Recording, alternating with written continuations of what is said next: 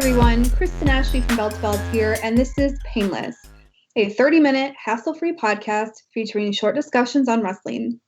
Each podcast I'll have one guest on to talk about one topic.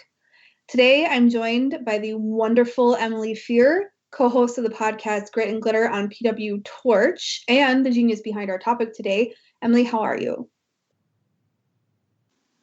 I'm doing great. How are you, Kristen? I am great. Thank you for agreeing to be on this episode. Oh, yeah.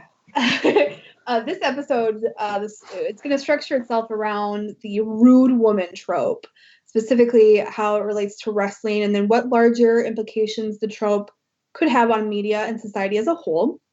So let's just jump right into it. We'll start with the inspiration behind this episode, and Emily did contact me regarding the topic, and I'm so in love with it. So Maki Ito, who is a fan favorite in the Joshi community and now very arguably a fan favorite in the AEW community, coins herself the god of love and piss.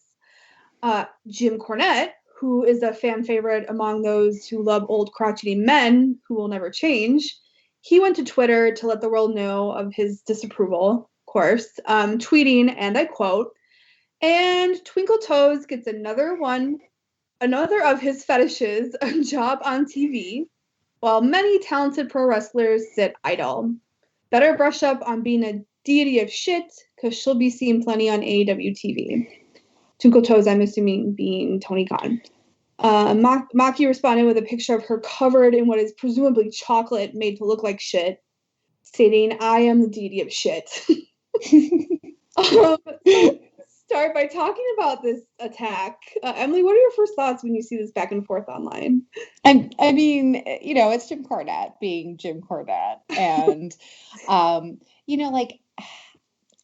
feel like it's beating a dead horse to go after him for comments like this. Cornette is a carny, a first-rate carny, and he is in some ways really being disingenuous here because he's dealt with way worse when it comes to wrestlers and embodying various rude and offensive tropes. So his kind of blanching at this is so just audience baiting, and it's really just meant to provoke a response and meant to get his listeners all fired up and continue his tirades against AEW, which is one of his evergreen targets as of now.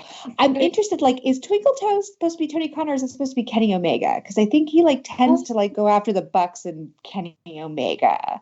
Maybe, and I thought it was Kenny. Maybe it is. It makes more sense, I think, to say it, that it's Kenny Omega, which plus, Kenny Omega has famously, according to some other podcast hosts, dated some Joshi wrestlers. So you're probably right about that. Yeah. I'm curious about that. And the funny thing about his, and I actually subjected myself to the 20 minutes of his podcast where he talked about the stuff with Maki Ito and Joshi fans' reactions to his comments on stuff.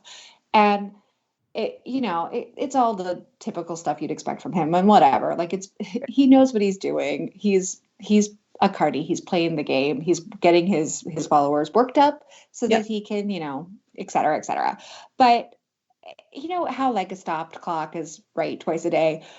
There's elements of his comments that stick out to me as being weirdly on point, despite not being what he meant. Because him talking about Maki getting a job for this tournament while many talented pro wrestlers sit idle, that in of itself is not necessarily a reference to the rest of the women's division in AEW who weren't part of this tournament, but it could be there were several members of the tournament of the AEW women's roster that weren't in this elimination tournament. Not that I am in any way, shape, or form disappointed by the fact that there was an entire bracket dedicated to Joshi wrestlers. Anyone who knows my work on Grit and Glitter or just follows me in general knows that I'm all about the Joshi, but it's interesting how that's not an entirely inaccurate statement that he was just saying. It might have just been accurate in a way that he didn't mean. Right. Probably. And here's the thing about Cornette is his politics are pretty liberal. Yeah. He's he's been famously liberal with his politics. So I'm always fascinated when he comes out with these like MAGA adjacent rants, because you're like, wow, like this is not who you would imagine. Like he breaks all stereotypes, right? And I've grown up in Georgia. Like I have family members that sound just like him, and it's just very strange. It doesn't always add up. And so I think you're right about the Carney thing. I also think you're right about like some of his stuff hits home a little bit. And I would agree. And I think, you know, after Revolution, there was a media scrum. And I believe it was Sam from Daily DDT had asked, you know, what about Red Velvet? Like, when are you actually going to sign Red Velvet? Because it, like you had just said, it's just there's these talented wrestlers who are not even sitting on the sidelines, who are in the ring, and yet they're not doing anything. And so I think, like, you know, like it just seems. I was shocked when I found out that Red Velvet hadn't been signed, because I know that they had hyped her at the beginning of the year that they were going to be utilizing her a lot. And obviously she played a big role in the storyline between Cody and Shaq and Jade Cargill. And I could have sworn that they even have merch for her. So when I looked at the AEW women's roster page to see if they had updated it, she's still not on there. And I mean, maybe it's just something that they're doing now with these wrestlers that are kind of part of their like AEW Dark or whatever that new show is going to be. Something.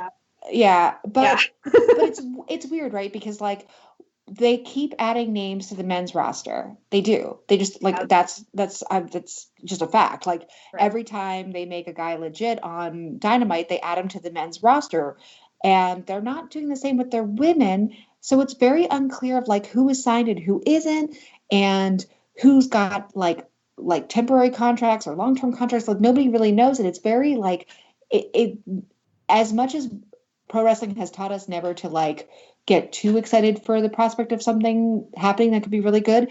With AEW, it's especially hard because like with the women's roster, we could get really attached to Maki Ito, for example.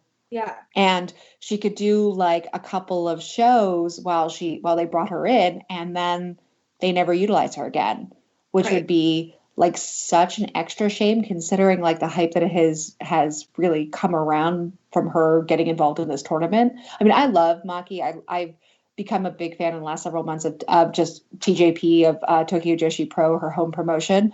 But I've been following her for like probably a year and a half or 2 years at this point. And she's become, her gimmick has always been really strong since she made her debut in TJP. But as a wrestler, she's really improved. Like she's really gotten pretty darn good when she's like can go. So I hope they're able to utilize her more. And honestly, the Cornette attack only kind of helped her, because like firing back at him with the like I am the deity of shit with that like very like awesome provocative chocolatey shitty picture like is great. So he did her a service by giving her a platform in which to like kind of prove herself as like a rude, like no bullshit, but all bullshit big cultural figure. And I don't know, in a way that only served to help her. And maybe Cornette understands that because he is a carny. Like he gets how to play this game almost like he and Jericho are like flip sides of the same carny coin, right? They both know exactly how to play this game, only their politics are way, way different. Very different. Very different. Yeah. And I'm glad that, I mean, in a way, I'm glad that Cornette, I mean, because he seemed like he was attacking AW more than her necessarily. But I'm glad that he did, because then we got to see, I mean, we know, like, you know, we know who Maki Ito is, but like, there are plenty of people who are not aware of what she is and who she is. And to see that photo, it just goes right into our next topic, which is basically the definition of a rude woman. So I went and looked to try to find like the closest thing I could as far as like TV tropes go. There is a website called TV Tropes, and they're really good about spelling out different tropes you'll see in entertainment. And the closest I could find was what they call a ladette, or I guess what you would hear called rude woman. So it's generally someone crude, hygienically challenged, so dirty, like covered in chocolate, for instance. Often not feminine in appearance, which isn't always the case. but usually aggressive, cheerfully ignorant, what someone might, who's like maybe a little bit liberal, call like a strong woman. In short, it's often like the female version of like a frat bro. Would you agree that's your definition of a rude woman, or would you add anything to that? I would say that my definition would probably be just kind of generally more a woman who doesn't behave in the expected manner, in the manner that is expected of her.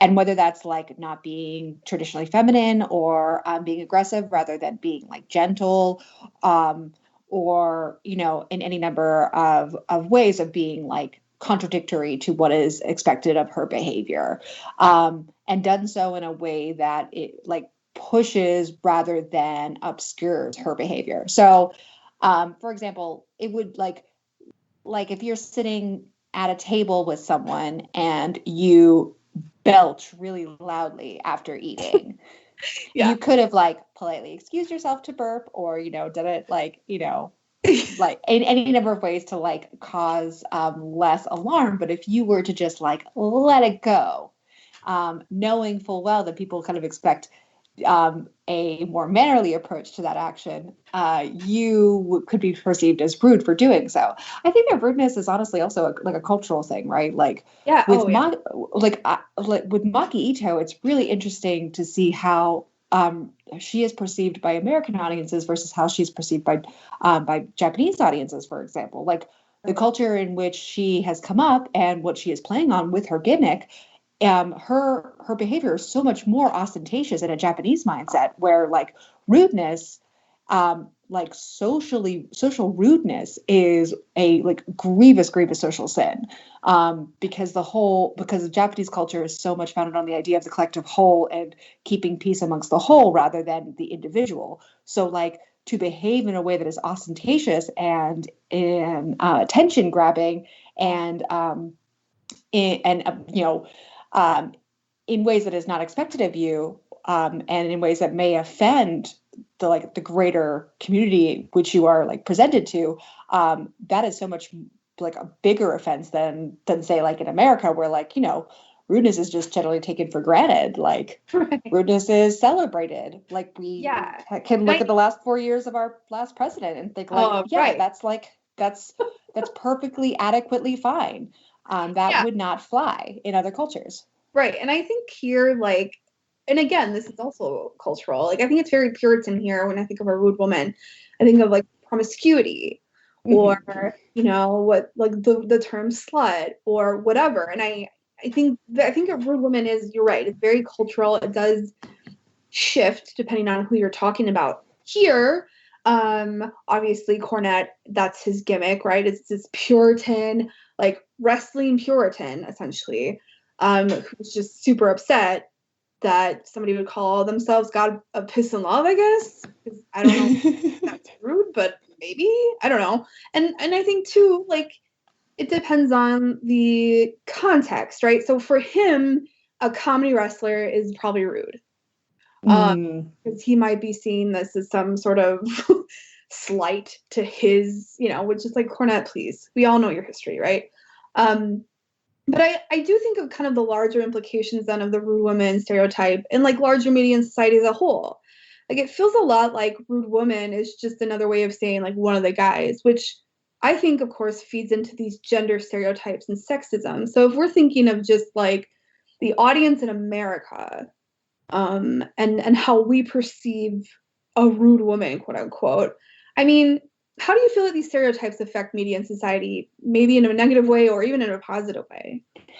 That's a really good point and a really good question. I think that it really depends on the era that we're thinking of, because like right now, I think rudeness, female or woman or you know, woman assigned rudeness, can be so much more richly layered than simply like assigning yourself or aligning yourself with the masculine or with dudes. Yeah. And that definitely wasn't the case in the past. Like you can think back even to something as like, you know, silly and trope ridden as like an 80s teen movie where like your tomboy would be the one hanging out with the boys and belching and drinking and cursing, etc. And it's always comes back to this idea of like, well, I'm not that type of girl. Like I'm not one of them. And there's so much of our culture that is still kind of trying to correct ourselves from that notion of like, to be a rude or outspoken woman is to reject the feminine, or to reject other women and other forms of expression, and to align yourselves like with masculine expressions, or with the patriarchy overall. And I don't think that necessarily has to be the case now.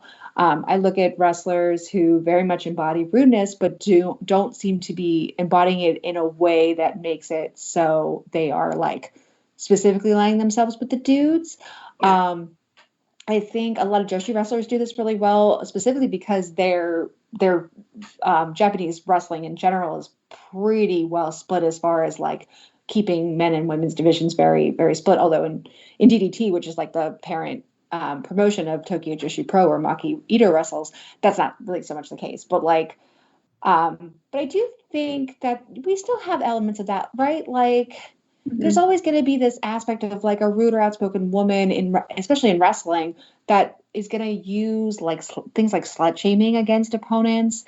And that might be a form of rudeness, but it's also a form of misogyny that is like, self-perpetuating within female discourse. So it's like, it cuts both ways. I think we've gotten better, but I think we still have a lot of room to grow. Yeah. And I think, like just thinking about like in entertainment in general, these tropes of rude women. I don't know if you ever think about it, this, like, let's say like your 80s movie, right? Let's say, what wasn't one of the movies, like one of the guys, wasn't that a movie in the 80s? Yes. Yes. So, let's think of like the opposite, where she's already kind of one of the guys, but then she ends up in most of these tropes, they end up dropping their normal behavior into something more conventional, more girly girl. They get a chance to fake being pretty or whatever that is. And in one of the guys, it was opposite, right? Like she dropped that to be one of the guys. And it fascinates me because it always ends up being conventional, or which is typically, it's typically built by men, that sort of conventional girly girl ideal, or this one of the guys. And I love wrestling because the array is so different than that. It's so vast. It's not, and the girly girl and the ladette is actually like based off the pirate girl, that trope, which is it's a trope of a woman like a pirate in the old pirate movies who is like the only woman on board and seems to kind of get away with this like image of being one of the guys without any real explanation. And it was sort of more liberal, that pirate girl, but it was also like, we're not going to explain why she is the way she is. You're just going to have to accept it, and that the guys, she was either a problem on board or she was never mentioned. And so it's sort of like evolved into what now is considered rude women. And I just love wrestling because I feel like it's such a wide array of personalities, and it's really based on like, especially in the indies, right? Based on what they already are. Yeah, absolutely. It's funny, as you're talking about this idea of like there being like the lone woman amongst like a crew of pirates, and like her having like kind of a liberation of self because of that. I started thinking about, I don't know if you've ever watched the HBO series Deadwood, but it's a favorite series of mine, like an all-time favorite television series of mine. I believe it's season 2 of that show is like one of the finest creations of television, or like long form storytelling ever created. But the way that show really explores how women have to break out of the bonds of what is traditionally accepted as feminine and appropriate for women of their time in order to survive, in order to thrive, in order to even just exist amongst this like very like, very brutal world. Yeah. Really does a nice job of showing how that rudeness can be perceived and performed in various ways, whether it's someone like Calamity Jane, who is kind of like the lone woman amongst a pirate crew of like Wild Bill and his team. Right. And as a result is like very foul-mouthed and very drunk and very rude, Yeah. but also is a character who doesn't use that alignment with her, like with her male cohorts, as a way of shaming other women, because early on she kind of comes to terms with, well, she pretty much has issues with every single person she's involved with, because she's a rude, ostentatious drunk who Right. can't help herself but get into problems with people. But ultimately that series comes around into aligning her with a woman whose her own social outcast state, her own form of rudeness and ostentatiousness, is done so in a much different way, but also played amongst a sea of like misogynist and patriarchal oppression. So it's interesting to see how women can connect through their shared outsider status while having to use whatever they can to survive in a world of men. And women in wrestling very much have to do that. Like that's something that is performed both like in a shoot form and in a worked form. Like it's both kayfabe and not kayfabe.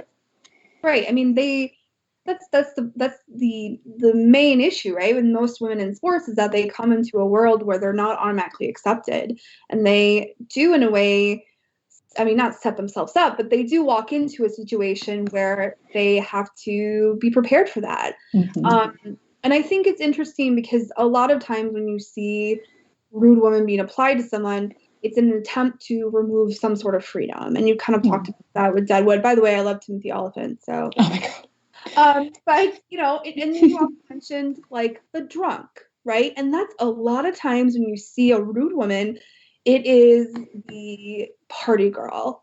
And I know you have a favorite girl in wrestling. So let's just talk about some of our favorite rude women. There's nothing wrong with being a rude woman. In fact, we can argue that most female wrestlers would be considered that in more Puritan areas, right? Sure. So who are some favorite rude women of yours, Emily? Well, I was thinking about this, and I have a bunch, but I'll say that whenever I first got into wrestling and I started to like kind of go back and watch more like of what is considered more classic era wrestling, whether that's from like the 80s or 90s, etc.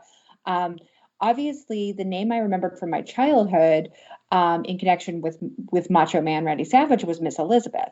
Yeah. But as I got old, as an older wrestling fan, as an adult turning to wrestling, Miss Elizabeth, while being like super interesting and like do not want to cast any shadow over her, like she has a fascinating story in of itself.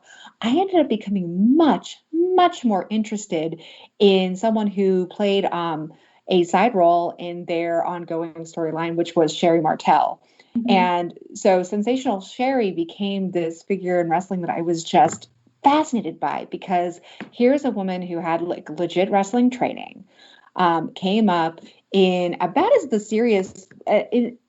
serious circuit wrestling as could be, like was even in Memphis managed by Jim Cornette, was trained by Moolah, did at one point hold the WWF Women's Championship on her, like within days of her debut for the promotion.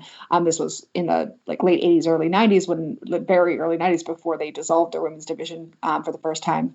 Right. And then after like they dissolved their women's division, just stuck around and made herself a quintessential part of that era of WWF by becoming this like powerhouse manager Valet who like pretty much like dominated the stories that she was a part of. Like you think of the people that she was associated with, whether it was Honky Tonk Man or Macho Man or Brutus Beefcake, or like you think of all these guys, and especially when you get to like the Shawn Michaels era of her career there, she just becomes this huge figure, and it's all done with not like daintiness or like feminine softness or wiles. Like she is the absolute opposite of Miss Elizabeth in every single way. She is hitting people and sneaking into the ring and grabbing people and using her sensuality and her sexuality and her good looks in ways that are like distracting and destructive for her like clients' opponents. She is conniving and rude and outspoken. At one point, this is after when she was managing the Beefcake, and they're shooting a promo for like talking about Macho Man and Miss Elizabeth's wedding. And she's talking about how she wants to puke on Miss Elizabeth, puke all over her. And I'm like, how freaking amazing is that? Like, yes, like she's attacking their woman, and that's like, you know, like there's a lot of elements of her storylines that do not age particularly well, especially as we get further into the 90s, and it becomes much more about like her comeuppance being like her stripped as much as possible. But she for a long time seemed to hold like the power in the relationships that she was in, even in like the post Shawn Michaels era. And that legacy like really endures. Like she made these guys credible. Like she gave them credibility. She gave Shawn Michaels credibility when he first turned heel. Like he would not have been a successful heel had it not been for her work with him. Like I'm convinced of this. And she was sorry. You're right. Like I know they dissolved the women's division, but she really was the women's division. For a while, even they were trying to count in Linda McMahon as part of the women's division. She was the women's division, and I mean, she's such an important character in the development of so many women wrestlers. Would you agree? Yes, absolutely. I think that she informs a lot of I think she informed like multiple generations of women's wrestling. From ballets, which like is a job that I think is often considered like a secondary role, but like she really made it into a star performance. And I think that influence alone showed that like people working ringside and managing roles, ballet roles and stuff, that could be as good television and as important and integral to these storylines as anything else that was happening in the ring. That was very much like part of pro wrestling mindset.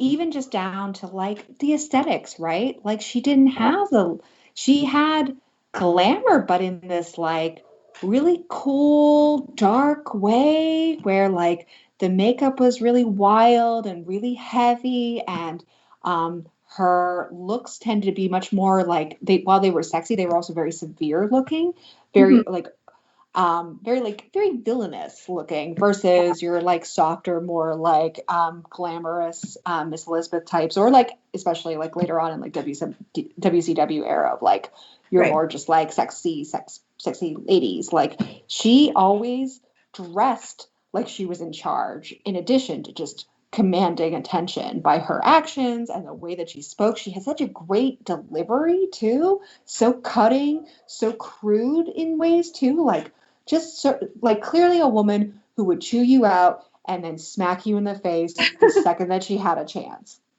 And I love that. Yeah, I didn't even think about her, but that's a really good point. And for me, like it sort of borderlines on two. So I guess Shayna Baszler would be a good option. And yeah, she's like, really she's got an attitude, but like I think it's more because she doesn't have over feminine looks. And a lot of people will say like, well, she's MMA, she comes from that background, but so did Ronda Rousey, you know. And Ronda Rousey had the skirts and the eyeliner, and she had a more feminine appeal to her. And so when you get like even just, you know, Marina and oh my God, I'm blanking. But them as well. the other women. You know, I think of Shayna and I think, okay, she like it's pretty well known that Vince McMahon doesn't know what to do with her. He doesn't understand her. And it's like, just treat her like somebody that could kick your ass, you know? Yeah. Yeah, just let her go. Yeah. I loved the promo that she had after Becky Lynch announced her pregnancy, that she was going on maternity leave. I loved Baszler's reaction to that versus everybody else who was like, oh, wonderful, etc. And like, of course, I love the moment between Becky and Asuka in the ring when she revealed that. But I adored Baszler after that by shooting a promo, basically just like saying how sorry she felt that like this kid was going to have Seth Rollins as a dad.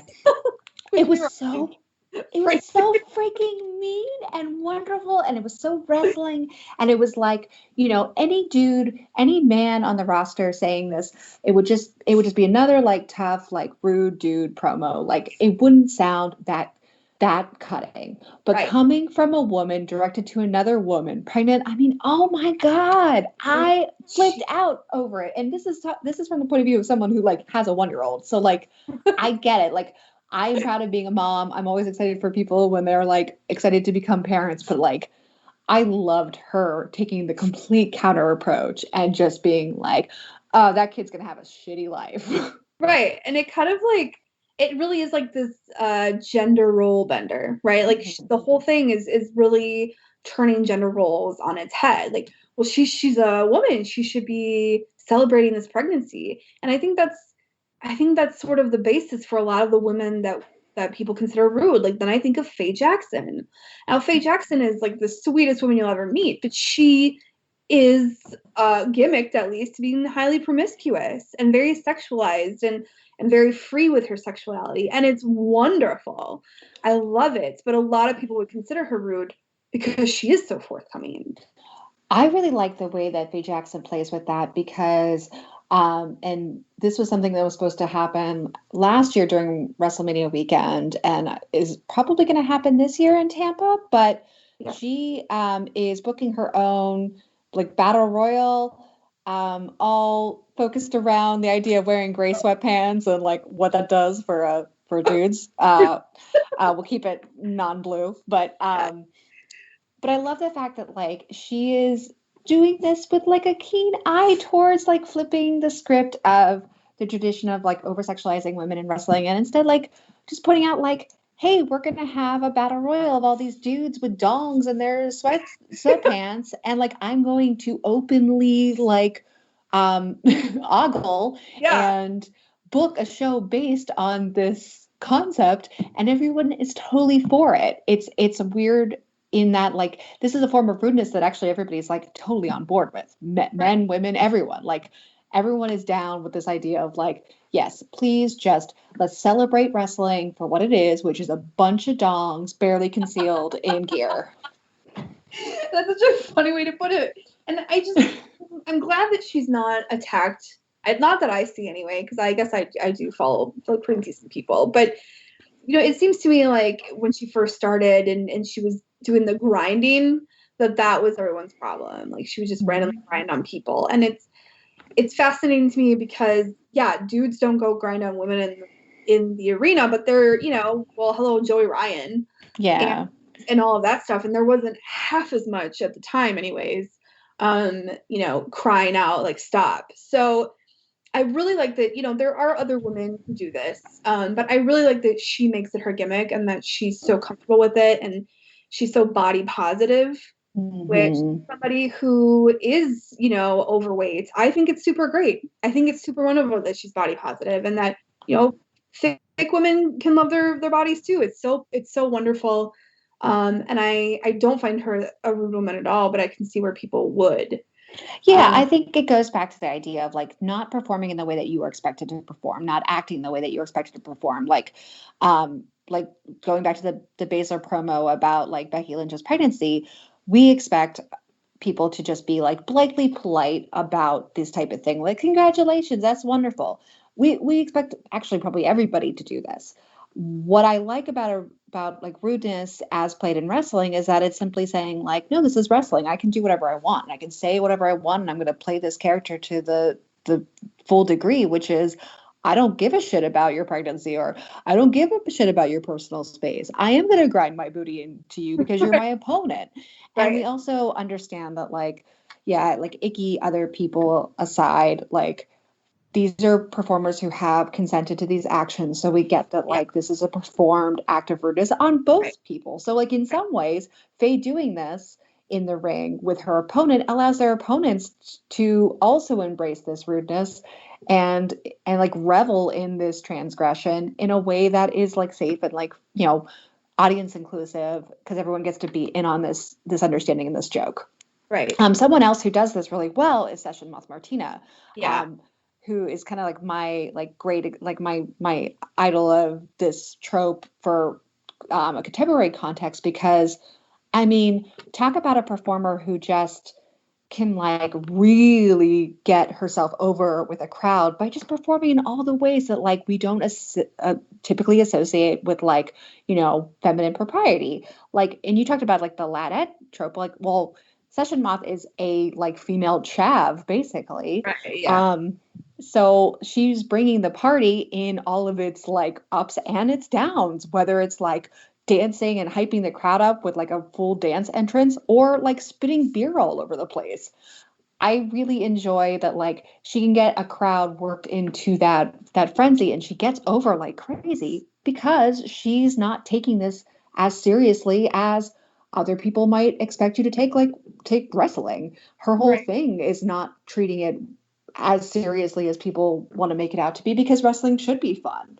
Right, exactly. And I'll wrap it up here so we can kind of keep on our gimmick of 30 minutes. But, you know, those are all wonderful examples of, you know, quote unquote rude women. And what's nice is that you can see so many examples. And I think, you know, I think that the culture of wrestling now and people's opinions are starting to come around, because it is just, to me at least, it's a matter of freedom, and we get to act the way we want to act without hurting anybody, of course, but within reason. But you know, women should there should be parity, there should be equity, and I think this is just another way of how we do that. So I want to say thank you, Emily. Like I said, Emily approached me with this idea for an episode, and I fell in love with the topic immediately. It's clear we could talk for like 3 hours about it if given the chance. I'm always open to talking about these deeper issues that we don't often discuss on like typical wrestling podcasts. I know you and Harley do quite a bit on Grit Glitter, but there are plenty that don't. So I consider you both really important part of the intellectual culture of wrestling, talking about these deeper discussions. So I really appreciate you taking the time to talk with me today. Before we wrap it up, where can the peeps find you? Well, they can find me on Twitter at ForkedPGH, FORKED PGH. You can also find Grit and Glitter on the PW Torch. We are the the late Tuesday, Wednesday daily cast. It depends on the week. Sometimes we come out on Wednesdays. But if you subscribe to the PW Torch daily cast on your podcast app of choice, you'll get us in your feed every like late Tuesday or Wednesday.